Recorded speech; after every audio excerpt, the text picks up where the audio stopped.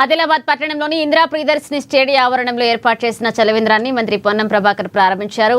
అనంతరం ఇందిరా ప్రియదర్శిని స్టేడియం నుంచి అంబేద్కర్ చౌక్ వరకు నిర్వహించిన బైక్ ర్యాలీని జెండా ఊపి మంత్రి ప్రారంభించడమే కాకుండా ర్యాలీలో స్వయంగా బైక్ నడిపి ఉత్సాహపరిచారు. అటు తర్వాత అంబేద్కర్ చౌక్ లో రవాణా శాఖ ఆధ్వర్యంలో నిర్వహించిన కార్యక్రమంలో మంత్రి పాల్గొని వాహనదారులకు హెల్మెట్లను పంపిణీ చేశారు.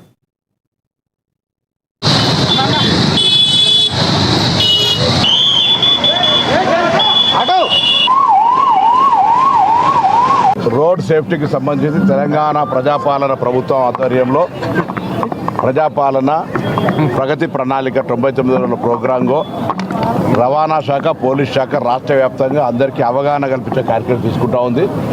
అందరూ కూడా దయచేసి ఈ ట్రాఫిక్ నిబంధనల పట్ల అవగాహన పెంచుకొని ఎక్కడైతే అధికారులంతా కలిపి రోడ్ సేఫ్టీ ఈ యొక్క బ్లాక్ స్పాట్స్ ఉన్నాయో వాటిని నివారించి లేదా ఎన్ఫోర్స్మెంట్ ద్వారా కూడా ప్రజలకు చైతన్యం కలుగజేసి యాక్సిడెంట్ను తగ్గించే ప్రయత్నం చేస్తూ ఉన్నాం.